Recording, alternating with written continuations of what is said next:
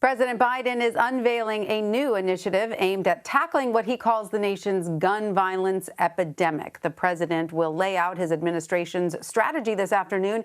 Initiatives include stemming the flow of illegal guns, supporting local law enforcement, and investing in community violence intervention methods. The administration will also expand summer programming and employment opportunities for teenagers and young adults. The plan also lays out a strategy to help formerly incarcerated individuals successfully re-enter their communities. The president hopes his plan can curb the nationwide spike in gun-related crimes. According to the White House, homicides were 24% higher in the first quarter of this year when compared to the same period last year. Cities like New York, Los Angeles, and Philadelphia have all seen increases in deadly shootings since the start of 2021. Joining us now for more on this is Paul Smith. He's the Director of Reconciliation at the National Network for Safe Communities at John Jay College of Criminal Justice. Paul, welcome. Great to have you with us. So, gun violence and related crimes have skyrocketed in 2021. What makes President Biden think his administration can effectively tackle gun reform, and do you think his plan will work? Well, in order to holistically address this gun violence public health epidemic, it will require dedicating the brightest minds on the social and scientific levels. And what the administration is proposing is appropriately tailored to that.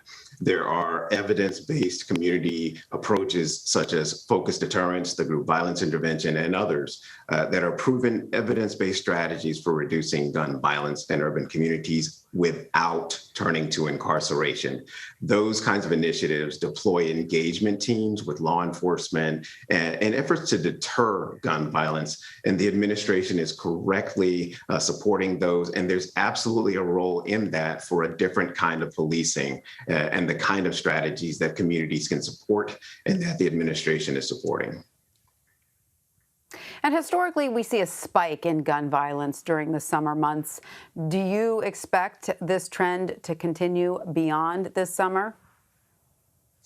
Well, hopefully not, because the trauma-informed initiatives such as cognitive behavioral therapy and hospital-based interventions that accompany focused deterrence connect victims and survivors to social services, but also help decrease the likelihood that they will engage in future gun violence. Those initiatives can be coordinated to complement each other within the framework here. And so if guns are getting in the hands of people illegally, it's appropriate to get ATF and others focused on trafficking and diversion. Also, the initiative seeks to reinstate the Obama-Biden policy to keep guns out of the hands of certain people who may not be able to manage their conflicts appropriately due to mental health reasons and other reasons. So one thing I appreciate about this is it helps to close and intentionally close that hate crime loophole. And there's an intentionality to prohibit individuals who have been convicted of misdemeanor hate crimes or received enhanced sentencing for misdemeanors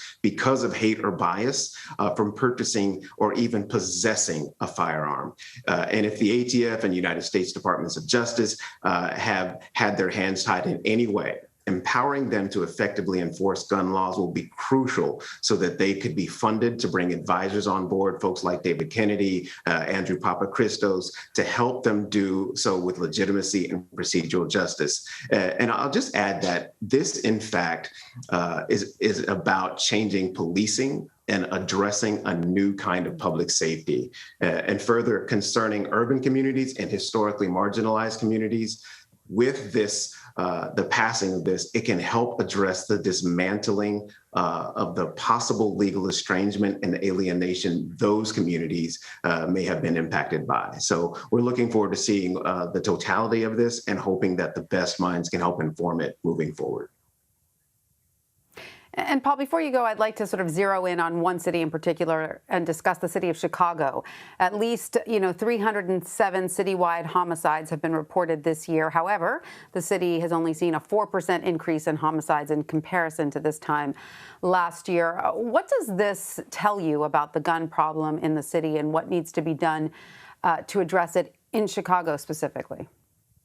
Well, specifically in Chicago, if they can, again, stem the flow of guns into the city, but also correctly and aptly apply their group violence reduction strategy with that reducing the alienation and estrangement that have been felt by so many of those communities. I'm thinking of particularly the west side of Chicago, in Austin, where they work to do this, in Harrison, where they work to do this, but also on the south side, where you'll have where they in District 7, District 6, and those districts where they've worked to do this, apply that appropriately.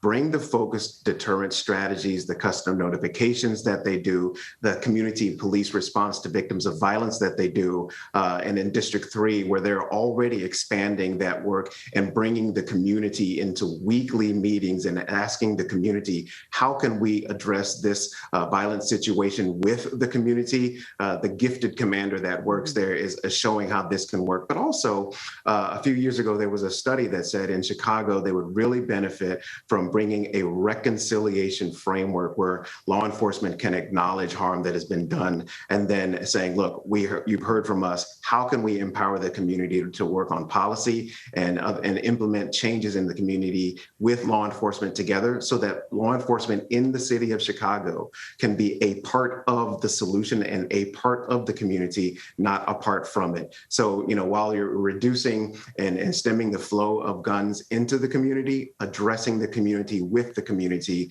to address community violence would be just phenomenal for Chicago. And if they would continue to apply that focused deterrence, their gun violence reduction strategy, which they already have in place, just take those initiatives and work them with the community, I think we'll see a vast reduction in gun violence in Chicago. Paul Smith, thank you so much for sharing your insight with us. We appreciate it. Thanks for having us.